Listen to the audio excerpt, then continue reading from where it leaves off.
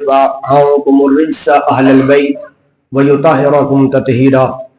قال النبي صلى الله عليه وآله وسلم یا معاشر الجمع غضوا ابصارکم. آج کا موضوع سیدہ کائنات سیدہ طیبہ طاہرہ حضرت فاطمہ الزہرا رضی اللہ تعالی عنہا کی سیرت کے بارے میں ہے. آپ کی عظمت اور فضیلت آپ جانتے ہیں، اکثر سنا ہے. اصل چیز جو ہے وہ آپ کی سیرت کی ضرورت ہے، آپ کے کردار کی ہماری ماؤں، بیٹیوں اور بہنوں کو ضرورت ہے.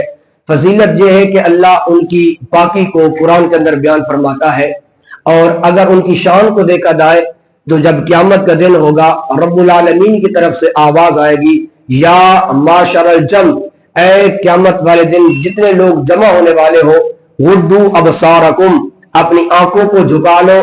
یہاں سیدہ کائنات نبی کریم علیہ الصلوۃ والسلام کی لاڈلی بیٹلی نے گزرنا ہے، تو وہاں انبیاء کی نگاہیں بھی جھک جائے گی اور اللہ کے حبیب علیہ الصلوۃ والسلام کی لخت جگر کا گزر ہو جائے گا. دوستان گرامی، آپ جانتے ہیں اس طرح کہ آج ایک فتنوں کا دور ہے. جو حجاب ہے، جو پردہ ہے، اس کو مزاح اڑایا جا رہا ہے اور اس کو بوجھ سمجھا جا رہا ہے. ہماری کیا ہے، بیٹیاں اور عورتیں، خواتین بالخصوص کالج یونیورسٹی کے اندر اگر کوئی برقع پہن کر جاتی ہے تو اس کا مزاح اڑایا جاتا ہے. آج اس دور کے اندر سیدہ کائنات کی سیرت کی بڑی ضرورت ہے. وہ سیدہ کائنات رضی اللہ تعالی عنہا وہ ہستی ہے، میرے آقا کریم علیہ الصلوۃ والسلام نے فرمایا فاطمہ تو بضعۃ منی، کہ فاطمہ میرے گوشت کا ٹکڑا ہے. اور یہ اس وقت میرے آقا نے فرمایا تھا کہ جس دور کے اندر بیٹیوں کو زندہ دردور کر دیا جاتا تھا، ان کو دفن کر دیا جاتا تھا. اور اس موضوع کو، اس عنوان کو اللہ نے قرآن کے اندر بیان کیا ہے، بِأَيِّ ذَنبٍ قُتِلَتْ وَإِذَا الْمَوْءُودَةُ سُئِلَتْ. علماء فرماتے ہیں کہ اللہ رب العالمین قیامت والے دن ان باپوں سے جنہوں نے اپنی بیٹیوں کو قتل کیا تھا ان سے نہیں پوچھے گا.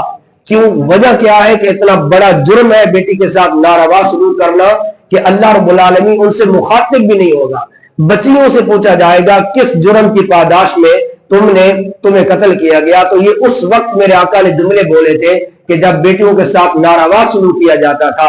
آج تو ہم بیٹی کے لیے اچھے الفاظ بولتے ہیں. تو حضور نے فرمایا کہ فاطمہ تو بضعۃ منی، میرے گوشت کا ٹکڑا ہے. حدیث میں آتا ہے کہ جب کبھی بھی سیدہ کائنات رضی اللہ تعالی عنہا حضور کی بارگاہ میں تشریف لے آتی تو میرے آقا استقبال کے لیے کھڑے ہو جاتے تھے. اتنی لاڈلی بیٹی، اتنی پیاری بیٹی.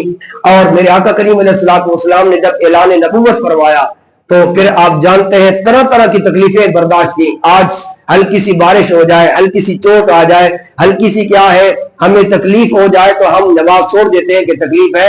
حضور نے دین کی تبلیغ کے لیے کتنی تکلیفیں اٹھائی. اوجری میرے آقا کے کاشان مبارک پر پھینک دی جاتی ہے تو سیدہ کائنات آپ کی کاشان مبارک کو صاف بھی کر رہی ہے اور آنکھوں سے آنسو بھی بہا رہی ہے.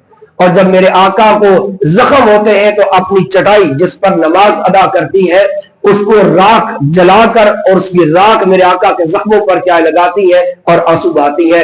وہ سیدہ کائنات میرے آقا کا اتنا پیار ہے لیکن کبھی بھی میرے آقا سے مطالبہ نہیں کیا. اس چیز کی ضرورت ہے. آج ہماری بیٹیاں کیا ہے مطالبہ کرتی ہیں، بالخصوص جہیز کا مطالبہ کیا جاتا ہے.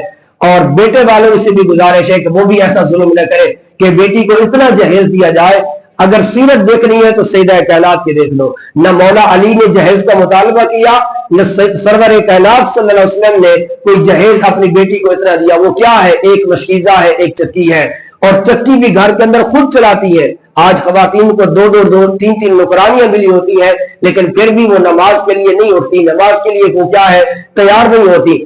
چکی چلاتی ہے اور ہاتھ پہ چھالے پڑ جاتے ہیں. اور میرے آقا کی بارگاہ میں کثرت سے لوڑیاں آتی ہیں، سیدہ کائنات آتی ہیں، مولا علی بھیجتے ہیں، لیکن پھر بھی گوارا نہیں کیا کہ میں اپنے ابا جی سے سوال کروں. واپس چلی جاتی ہیں. تو میرے آقا نے وہ لوڑیاں جو طلباء تھے ان کے خرچ کے لیے استعمال کی، ان کو بیچا، لیکن سیدہ کائنات واپس چلی گئی. تو دوستان گرامی، مولا علی کی خدمت بھی کر رہی ہے، مہمان بھی آ رہے ہیں، ان کی خاطر تواضع بھی ہو رہی ہے. اور حسن و حسین کی تربیت یوں کرتی ہے کہ مولا علی کے لخت جگر حضرت امام حسین نے سر کٹا دیا لیکن دین مصطفیٰ پہ آنچ نہیں آنے دی.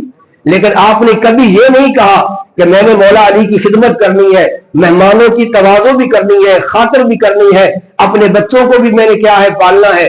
ان کے کپڑے بھی دھونے، ساری چیزیں ہونے کے باوجود جب سجدہ پہ رات کو بیٹھتی ہیں تو عرض کرتی ہیں مولا تو نے اتنی چھوٹی راتیں بنائی ہیں، ایک رات ایسی بھی بنا دے کہ تیری بندی جی بھر کے سجدہ کر لے۔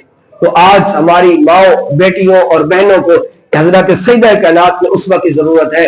آپ کیا کریں، ہمارے لیے کیا طریقہ ہے، کیا لائے عمل ہے؟ آپ کی سیرت پر کتب ملتی ہیں، آپ وہ کتاب کتب خانہ سے لے لیں، مکتبہ سے لیں اور اپنی بیٹیوں کو پیش کریں، تحفے میں پیش کریں کہ بیٹا یہ لیں، اس کو پڑھیں، تاکہ ان کی زندگیوں کے اندر انقلاب آئے، تاکہ ہماری بیویوں کی زندگیوں کے اندر انقلاب آئے کہ بیویاں کیا ناراض ہوتی ہیں کہ ہمیں تو ٹائم بھی نہیں ملتا نماز کا، ذرا سیرت پڑھے گی تو پتہ چلے گا کہ سیدہ کائنات نے گھر کے سارے کام کاج کر کے بھی مصلی کو سجایا ہے اور عبادت کی ہے۔